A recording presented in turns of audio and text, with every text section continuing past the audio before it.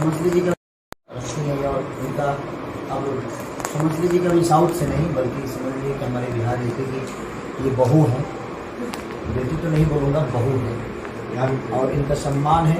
और बेटी बहू सब औरत अगर जुड़ जाती है तो समझिए उसके साथ माँ का भी हमारा संबंध होता है, बहन का भी होता है, बुआ का भी होता है, पत्नी का भी होता है, गर्लफ्रेंड का भी होता है, एक दोस्त का भी होता है।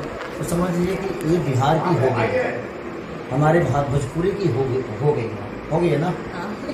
अब आप साउथ की नहीं रही, आप भोजपुरी की हो गई है। ठीक है, अब मैं भोजपुरी की हो गई है।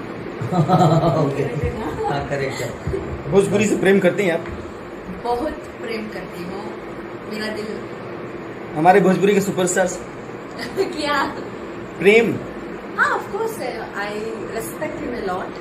मोर देन प्रेम है, उनको बहुत रेस्पेक्ट। सबसे पहला फिल्म आपने खेसारी लाल के साथ किया, हाँ, कितना अच्छा एक्सपीरियंस रहा आपका? बहुत ही अच्छा एक्सपीरियंस था।